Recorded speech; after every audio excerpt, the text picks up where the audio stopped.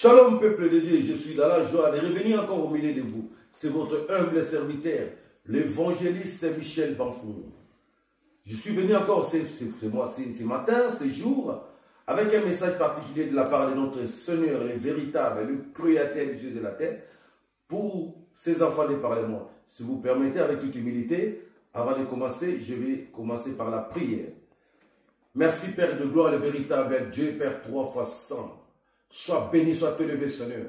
En ce jour, Père, 3 fois 100, le véritable Dieu, en ce dernier dimanche du mois de mai, où tu as permis à ce que je puisse me mettre devant cette chair pour parler de ta part, Seigneur. Sabaoth, le roi des rois, déverse ton onction d'enseignement, Père de gloire. Ton onction de prédication à ton serviteur. Sabaoth, tout ce qui sortira de ma bouche, le roi des gloires, descend directement, Père de gloire, sous l'inspiration du vie du grand Maître Saint-Esprit de Dieu. Sois béni, Père de gloire, embrasse tout ce qui est chair, tout ce qui est pensé. Sabaoth, qui ne confesse pas, qui n'honore pas ton nom et ta seigneurie. Manifeste-toi puissant, mon Seigneur. Règne au milieu de nous, Seigneur, du début jusqu'à la fin. Tout esprit qui ne confesse pas Christ, le puissant, le roi, le seul, l'unique et le vrai Dieu, comme Seigneur et Sauveur, soit chassé et se taise à jamais.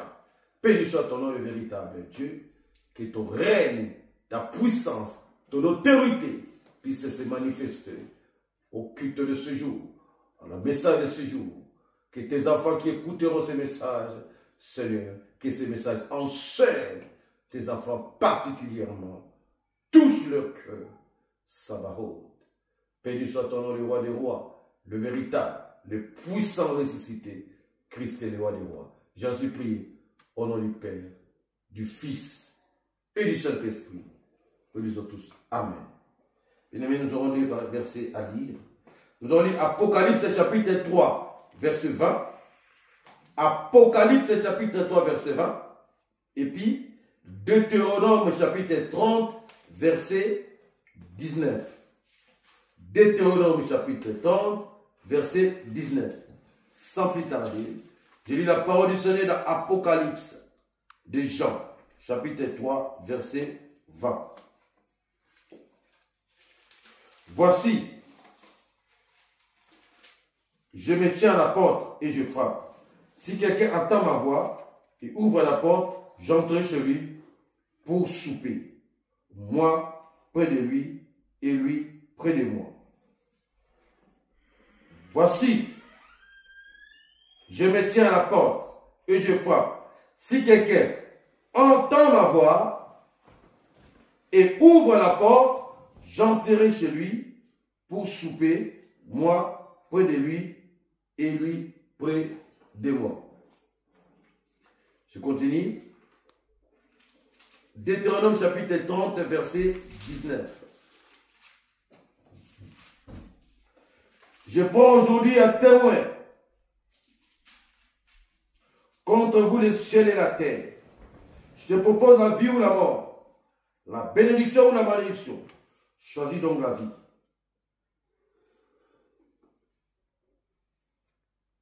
Pour que toi et ta postérité, vous viviez. Je répète, je prends aujourd'hui un témoin contre vous le ciel et la terre. Je te propose la vie ou la mort. La bénédiction ou la malédiction.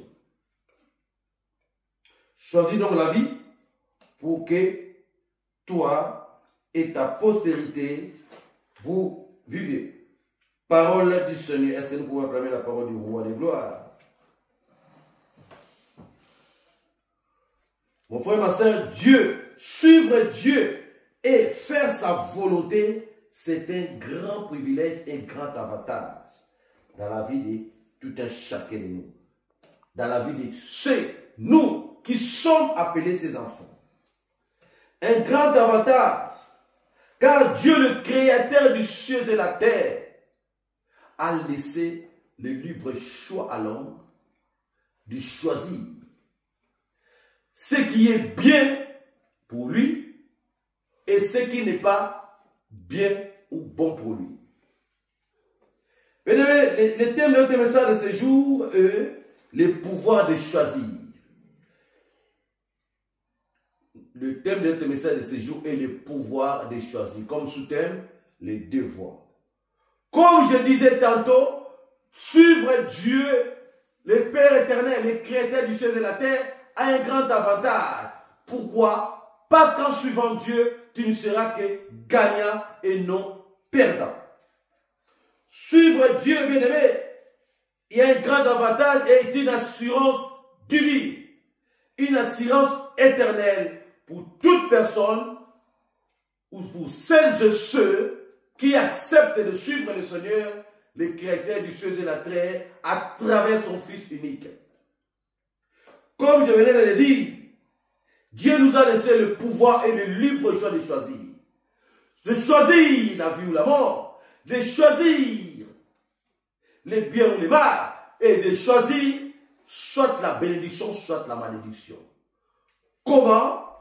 C'est à ton choix qui va déterminer ton avenir sur cette terre des vivants et ton avenir après la mort. Comme la parole nous le dit, il y a après la mort vient le jugement. Mais maintenant, si tu fais un bon choix maintenant, ton avenir sera garanti.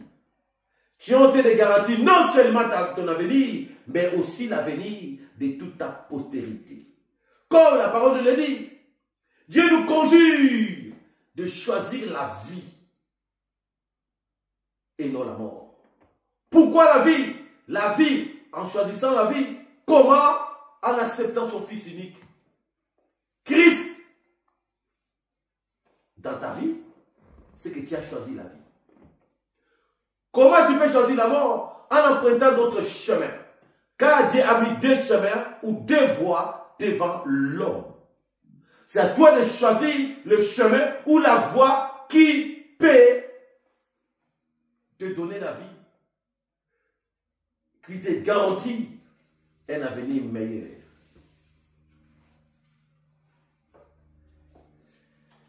Dieu le Père, le Créateur du ciel et de la terre, nous demande de faire un bon choix, comme je viens de le dire, et de faire un bon choix, c'est-à-dire de choisir une bonne voie ou un bon chemin, le chemin de son Fils unique. Car ceux qui vont choisir ce chemin ou cette voie, il y a beaucoup d'avantages et ces derniers vont bénéficier de beaucoup d'avantages. À savoir que leurs noms ne seront jamais effacés dans la livre de vie. Quand on dit ton nom ne sera jamais effacé dans le livre de vie, cela veut dire que tu vivras d'éternité en éternité avec le roi des gloires, l'Amen, le seul, le véritable, l'unique qu'on appelle Christ, le puissant ressuscité.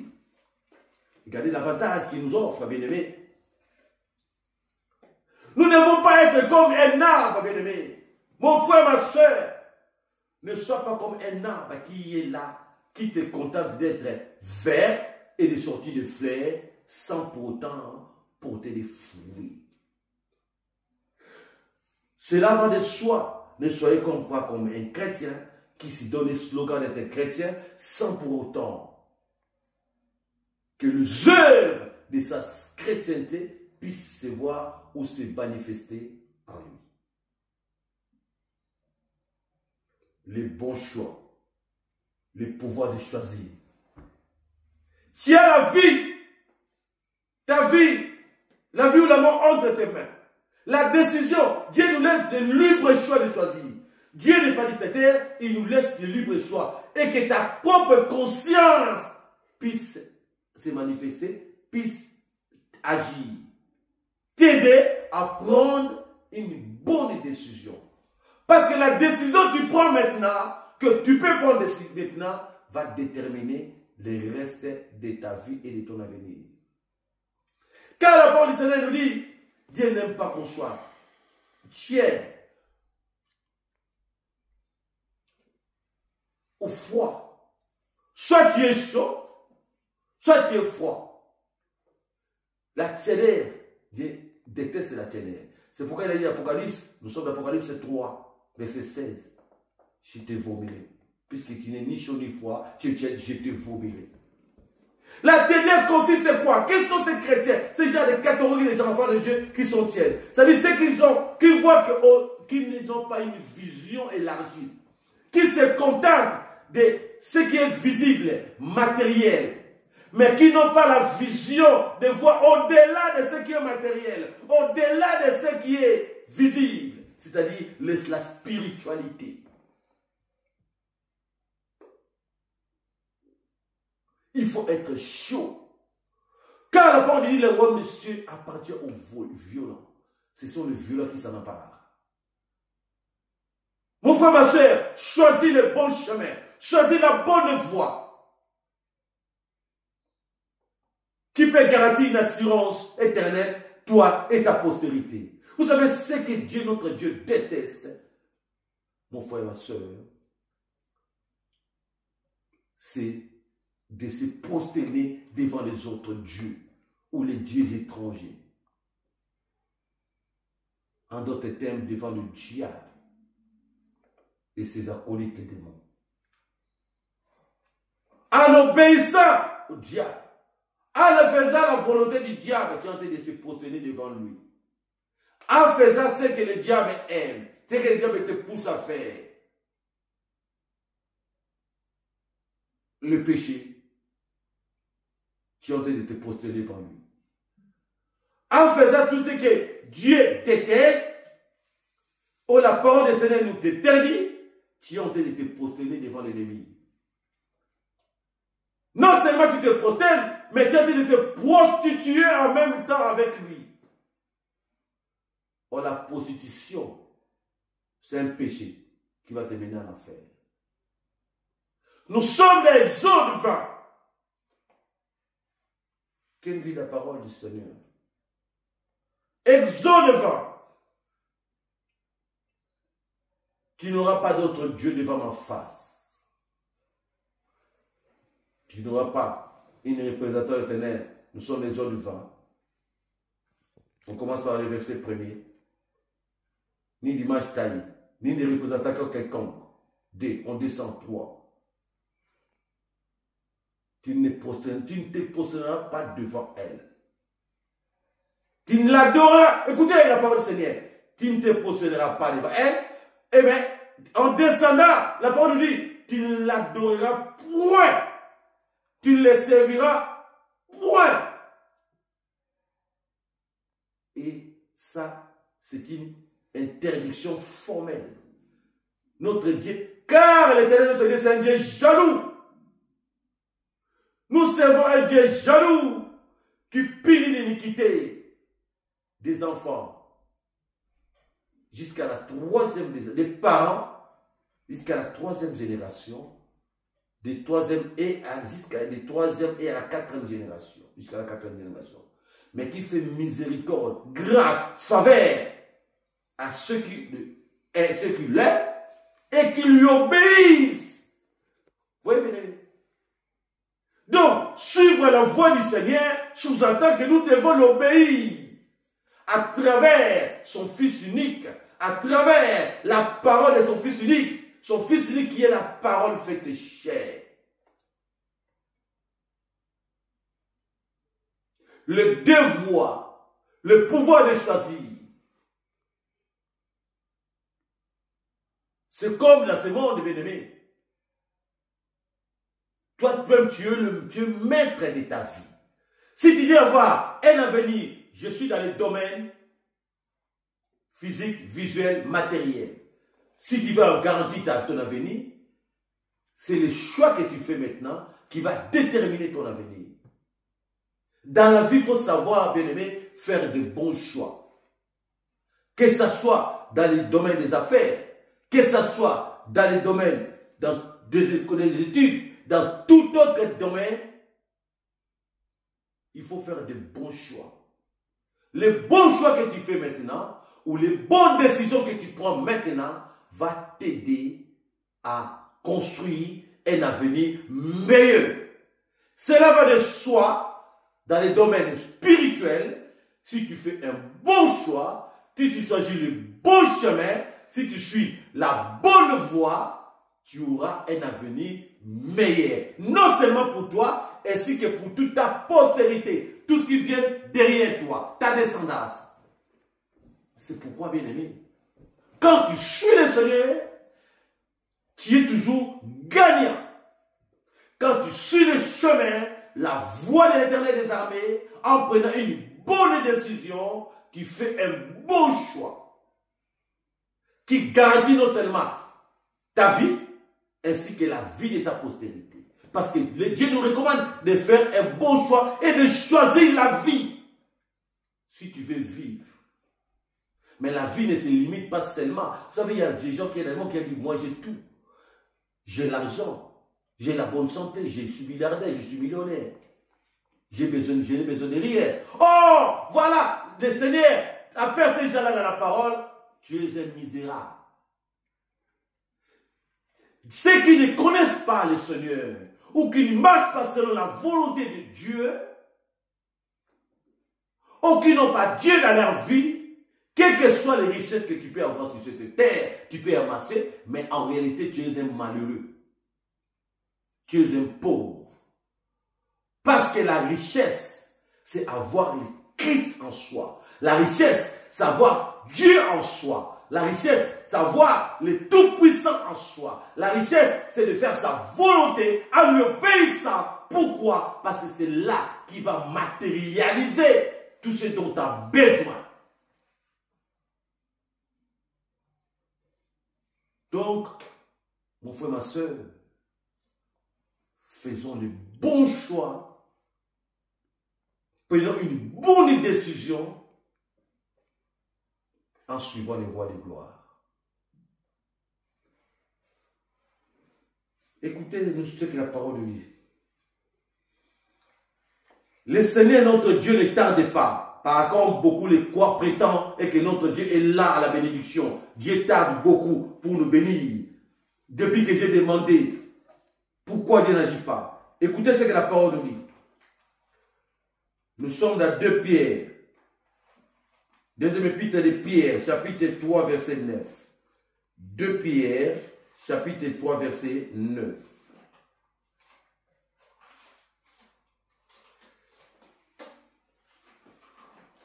Écoutez ce que la parole nous dit. 2 Pierre, chapitre 3, verset 9. Notre Dieu ne tarde pas. Dieu ne tarde pas pour nous bénir.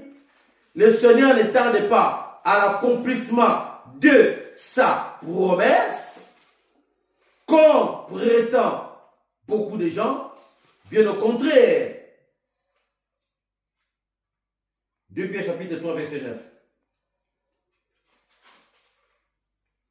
Écoutez ce que la parole dit. Le Seigneur ne tarde pas à l'accomplissement de ce qu'il a promis. Il nous a promis quoi? Un avenir meilleur. Il nous a promis du succès. En quoi? En suivant son Fils unique. Il nous a promis quoi? L'assurance divine, la protection divine. Le Seigneur ne tarde pas, ne retarde pas par l'accomplissement de ce qu'il a promis. Comme certains l'accusent de retard. Écoutez ce que la parole dit. Comme certains l'accusent quoi? Je venais de dire tantôt. L'accuse de retard. Oh, le Seigneur vient toujours en retard. Mais il use de patience envers vous. Ou envers nous. Voulant que personne ne périsse. Mais que tous arrivent à la repentance ou au repentir. Vous avez compris, bien aimé? Notre Dieu ne tarde pas pour accomplir tout ce dont il avait promis dans notre vie. Il nous a promis quoi? Toutes sortes de bénédictions à travers son Fils unique. Parce que son Fils, Christ, a déjà tout accompli sur la croix.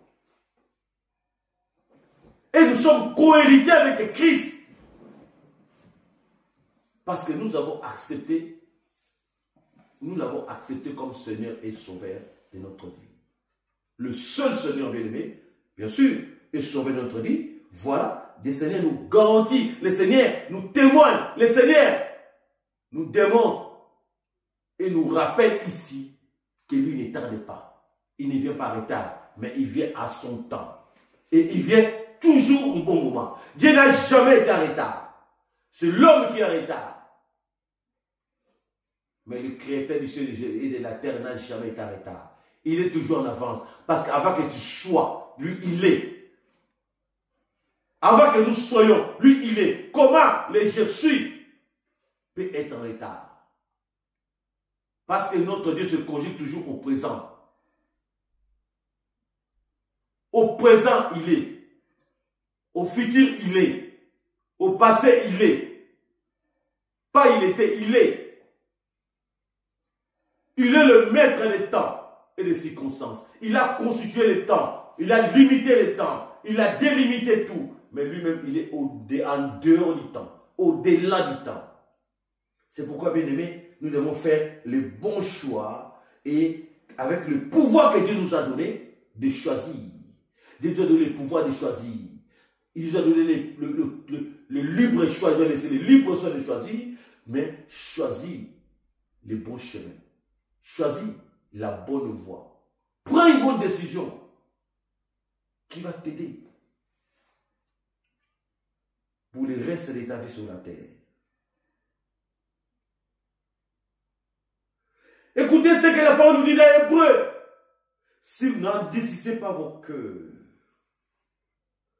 dans la révolte, n'endurcissez pas vos cœurs. Lisons encore la parole du Seigneur dans le livre des Hébreux. Épître de Hébreux. Hébreux chapitre 3. Hébreux chapitre 3, versets 8 à 9.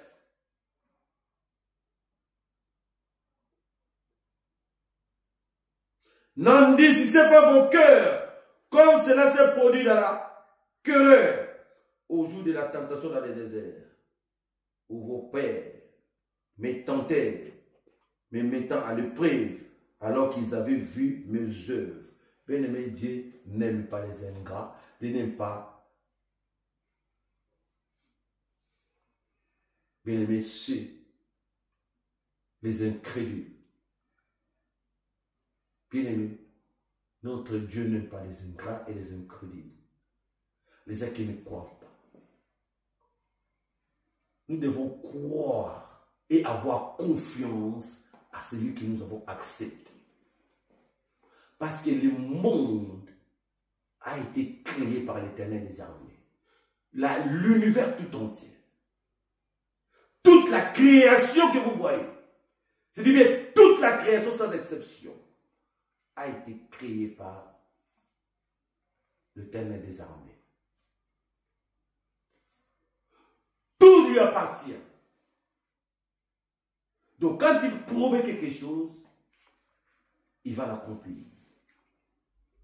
Ne soyons pas des ingrats, des incrédules, même si nous voyons la main de notre Dieu, et même si on ne voit pas encore, même si tu ne vois pas encore la main du Seigneur, ne sois pas incrédule. Ne crois pas que Dieu a vu en retard ou Dieu n'agit pas. Mais Dieu agit. Et Dieu se manifeste. Et Dieu bénit. Et Dieu rémunère. Dieu console. Dieu paye. Mais il te suffit de faire, de marcher dans l'obéissance et de faire sa volonté. Comme la parole nous le dit. Mon frère, ma soeur, si autrefois, tu avais fait un bon choix, mauvais choix, pardon, si autrefois, tu avais suivi un mauvais chemin ou une mauvaise voie, je viens en ce jour pour te rappeler de prendre maintenant une bonne décision en suivant le bon chemin, en suivant la bonne voie, en prenant une bonne décision. La bonne voie, c'est quoi? C'est Christ. La bonne voie, c'est la vie. La bonne voie, c'est l'assurance éternelle. Choisis la vie. Ne choisis pas la mort. Car la désobéissance, c'est la mort. Car la mauvaise voie t'amène à la mort. Car le mauvais choix t'amène tout droit vers la mort. Une mort physique certainement, et aussi une mort spirituelle. C'est pourquoi fais un bon choix pour garantir ton avenir, pour garantir l'avenir de tes enfants, pour garantir l'avenir de ta postérité. C'est le moment. Obéis à l'éternel notre Dieu. Fais-lui confiance. Comme la parole nous dit. Fais l'éternel tes délices et il te donnera ce que ton cœur désire. Que Dieu vous bénisse et bénisse sa parole.